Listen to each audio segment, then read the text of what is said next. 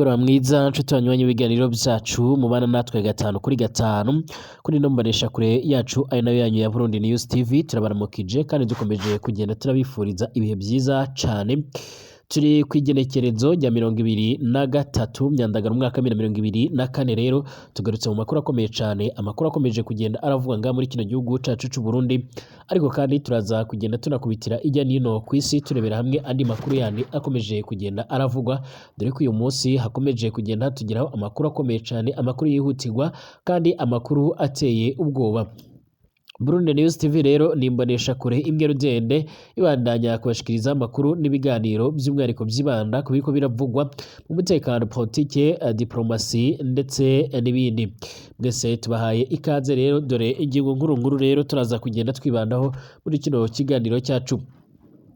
Turaza kuyatangurira nga muri kino gihugu cacu cy'u Burundi rero aho hakomeje kugenda aravugwa amakuru akomeye cyane agendanye n'uburyo umutekano ukomeje kugenda urazamba nyine muri kino gihugu, nk'uko amakuru akomeza kugenda adusumira cyangwa se nk'uko bikomeje kugenda biragaragara.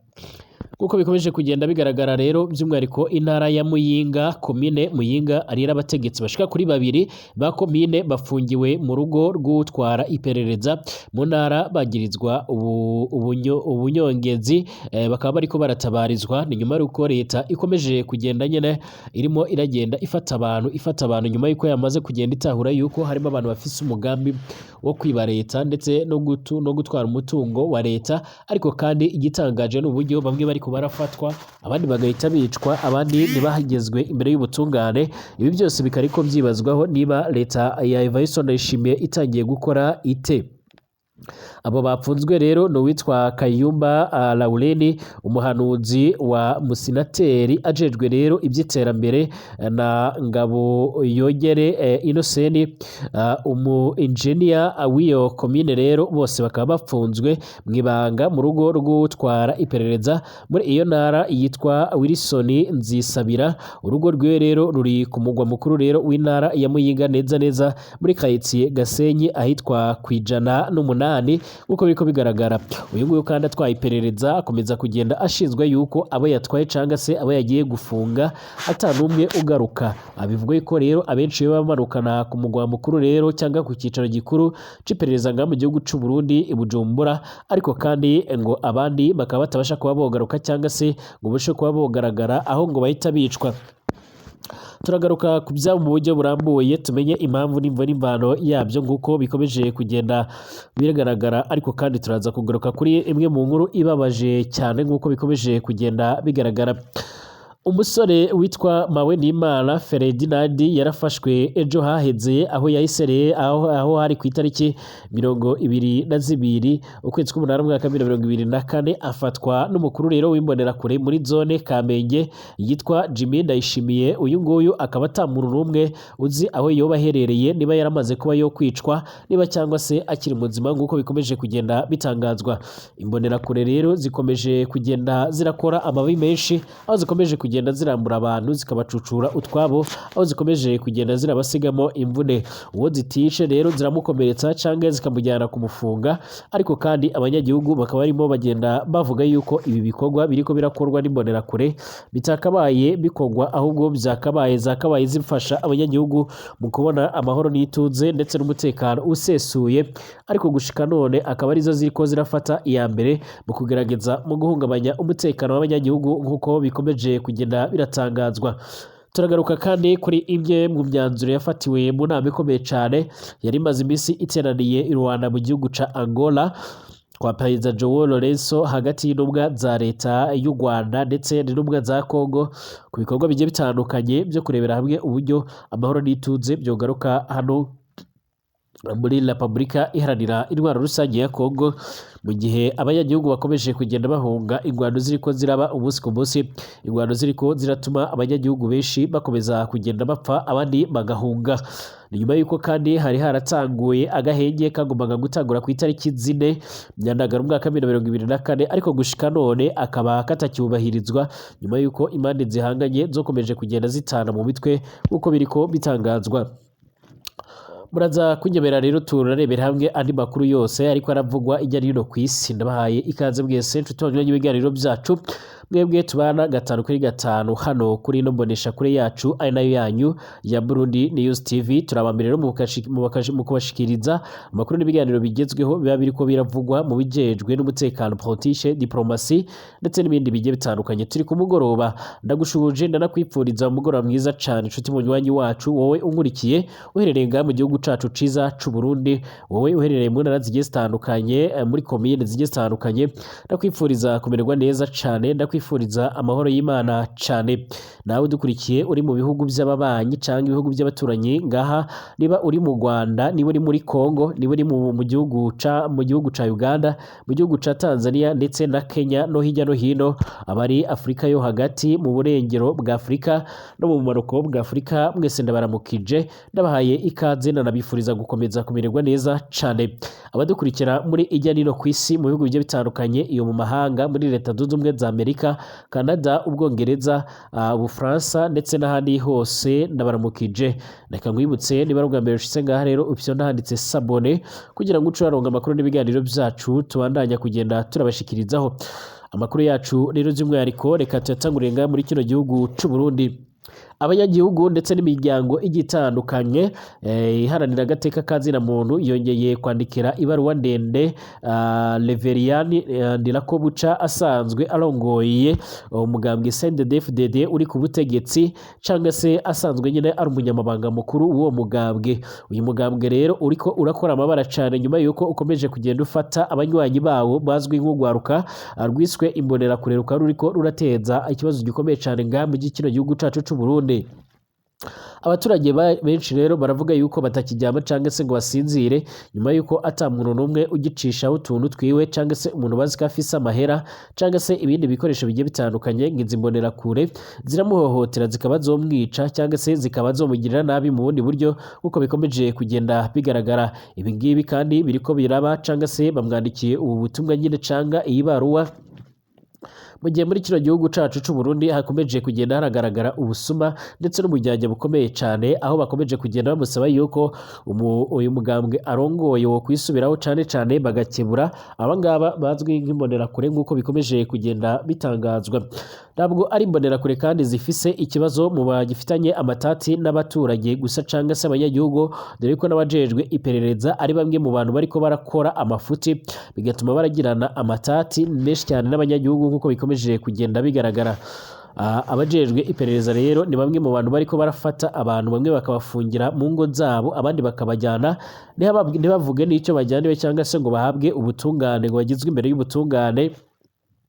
ndetse bikarangira atamuntu n'umwe ushobora kuba yomenya amaherezo y'abo bantu. Ibi rero nibyo bikomeje kugenda bigaragara ngaha muri kino gihugu cacu c'u Burundi. Ibiriko rero byaje gutuma abanyagihugu benshi cyane bagiye batandukanye bakomeza kugenda basaba yuko nyine ibyo bikorwa by'ubusuma ndetse n'ubusambo n'ububandi byohagarara. Bavuga yuko rero biteguye mu kuzobibaza umukuru w'igihugu nk'uko bikomeje kugenda bigaragara. Mu Burundi nyine ngaha intara ya Muyinga muri komine Muyigi, abategetsi bashika kuri 2 ba komine bafungiwe mu rugo rw'utwara iperereza mu ntara ya Muyinga nyine bagirizwa ubunyongezi, bakaba bariko batanguye gutabarizwa. Abanyagihugu benshi batanguye kugenda baratakamba bavuga yuko abo bantu bakabaye bashaka nyine uburyo bofungurwa, dore yuko ata kintu kigaragara yuko bo barakoze koko. Ikibabaje kandi binavuga yuko rero uyu mugabo ajejwe iby'iperereza bita Innocent, bivuga yuko rero atamuntu n'umwe abasha kuba yotwara hanyuma ngo abashe kuba yogaruka ari muzima abatamwishe. Abo bafunzwe rero ni uwitwa Kayumba Laureni, umuhanuzi wa Musinanteri rero ajejwe iby'iterambere, ndetse na Ngabo Yogere Innocent. Uyu nguyu akaba ari engineer w'iyo komine. Bose bafungiwe rero mu ibanga mu rugo rw'utwara iperereza muri iyo ntara akaba yitwa Wilson Nzisabira. Urugo rwiwe rero nk'uko nari natanguye kugenda bibabwira ruri ku mugwa mukuru w'intara ya Muyinga, neza kuri quartier Gasenyi ahitwa ku 108 nk'uko bikomeje kugenda bigaragara. bose uko ari babiri rero bagirizwa ubunyongezi bw'amahera y'amarundi arenga gato imiliyoni 200 banyurujwe rero by'umwihariko mu bikorwa byo kubaka inyubako nshasha caha rero ya komine Muyinga igeretse kabiri nk'uko bikomeje kugenda bitangazwa. Kubatabizi rero iyo komine ya Muyinga iriko yubaka rero inyubakwa nshasha, ibikorwa rero bikaba byatanguye mu kwezi k'umunani mwaka 2022. Ayo mahera rero akaba yaravuye mu kigega ciyo komine, ibikorwa bikaba rero bisa nibiri kugenda biragana ku musozo. Mu matohoza rero twabashije kuba twokora muri iryo nyuruzwa y'ayo mahera, twashoboye kumenya yuko umuhanuzi wa Musinanteri Kayumba Laureni yagirizwa kunyuruza amahera arenga imiliyoni 150 z'amarundi, naho Innocent Ngabayogere nawe yagirizwa kunyuruza amahera arenga gatoya imiliyoni 50 z'amarundi nk'uko bikomeje kugenda bigaragara. Inyuma rero yaho ubwo buyongezi rero bugiriye ahabona rero mu ndwi iheze igenekerezo rya 14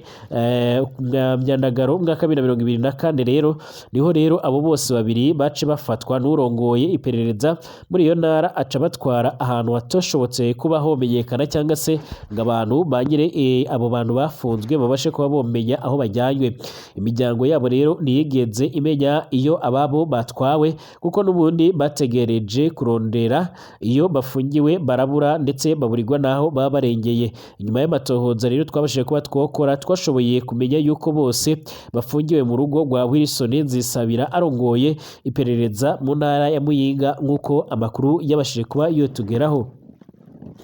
Imiryango inshuti rero zabo bafungiwe rero mu rugo rwa Wilson Nzisabira baratabariza ababo, kuko n'ubundi bafise ubwoba n'amakenga ku mutekano wabo, ntibatahura impamvu nyine bufungirwa mu rugo rw'umuntu mwibanga. Basaba yuko ababo niba bafise ico bagirizwa borengutswa rero n'ubundi imbere y'ubutungane ku mugaragaro, kugira ngo babashe kuba nyine boburana cyangwa se babashe kuba bokatigwa. Abantu bariko baribaza ati none kubera iki abo bakozi ba komine bafungiwe mu rugo rw'utwara iperereza mwibanga? Ayo mahera se boba baranyereje bonyine cyangwa se hari abandi bakomeza kugenda bafatanyije? Igitangaje nuko rero uyu mugabo arongoye iperereza muri iyo ntara atamuntu n'umwe by'umwihariko abasha kuba yotwara nyine abashe kuba yogaruka ari muzima. Bivuga yuko rero abantu bashika kuri 15 amaze kugerageza kuba yotwara, abenshi muri bo atamuntu n'umwe uzi irengero ryabo, atamuntu n'umwe uzi akaryo naho barengeye. Bakaba bakomeza kugenda bavuga yuko rero ari umwe mu bantu babahotonzi cyangwa se basanzwe bica abantu, ariko kandi bakaba barakunze no kugenda baranavuga yuko uyu mugabo ajejwe arongoye iby'iperereza muri iyo ntara ari umwe mu bantu bakunze kuba bojya ibiturire ku rwego rwo hejuru. Mu matohoza rero kandi tumaze iminsi dukora dufatanyije n'abamenyesha makuru yacu, twaramaze kumenya yuko ayo mahera yose yanyurujwe angana n'imiliyoni 500 y'amarundi. Rero iryo nyuruzwa ry'ayo mahera rivugwamo rero Musinanteri w'iyo komine Amdele Misago, aho yoba rero yagize uruhara muri iryo nyuruzwa, ariko mu nyuma rero bigiye kuja ahabona Musinanteri akaba yaciye akora ibishoboka kugira ngo uwo muhanuzi wiwe n'ubundi n'umu engineer bafatwe kugira ngo nyine bategwe ubwoba. Ukuri kw'ayo mahera rero ntikuje ahabona ngo Musinanteri nawe abibazwe nk'uko bikomeza kugenda bitangazwa. Bivuga yuko rero uyu nguyu arongoye iby'iperereza yoba yarahawe igiturire gikomeye cyane mu rwego kugira ngo abashe kuba yo kwibanda kuri abo bamaze kuba bojyanwa, abandi akaba yarabaretse. Mu gice rero gikurikira c'aya makuru turiko turatohoza by'umwihariko turaza kugaruka n'ubundi ku idonido ry'uruhara rwa Musinanteri Amdele Misago muri iryo nyuruzwa ry'ayo mahera yaragenewe rero iyo nyubako nk'uko bikomeje kugenda bigaragara. Uko biri kose kandi amakuru dufise akomeza kugenda aradusumira, aragaragaza neza yuko abo bashika kuri babiri, haba uwo nguwo nyine uwo nguwo muhanuzi wiwe ndetse n'uyu engineer bariko bararengana cyane, ahubwo amahera yaba yarajyanywe n'urongoye iyo komine nk'uko bikomeje kugenda bigaragara. Ariko turaza gukomeza kugenda turabibakurikirana mu rwego rwo kugira ngo tubashe kureba nyine uburyo ibintu byogenda. ngaha mu gihugu c'u Burundi kandi nabakubwiye yuko imiryango igiye itandukanye yabaze kugenda yandikira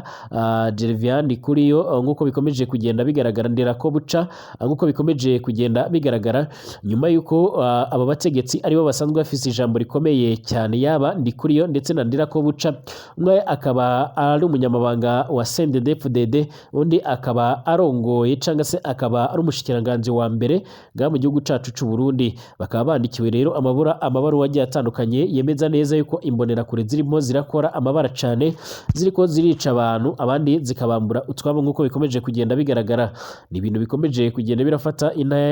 intera hano mu gihugu cacu c'u Burundi aho ubugizi bwa nabi bukomeje kugenda buriyongera ku rundi rwego ndetse abatari bakeya bakaba bakomeza kugenda bashimangira yuko barambiwe ubusuma bw'imbonerakure cyane cyane nyine uru akaba ari urwaruka rusanzwe rubarizwa muri CNDD-FDD nk'uko amakuru akomeza kugenda adusumira mu gihe rero abantu bariko barafatwa bagafungwa abandi bakambugwa utwabo abandi bagakomeza kugenda bahura n'ibibazo bigiye bitandukanye nk'uko amakuru akomeza kugenda adusumira icakora rero ntacyo byari byatangazwa cyangwa se nta kintu cyari ishyirwa ahagaragara ku bigendanye n'icyo leta y'u Burundi ishobora kuba yokora.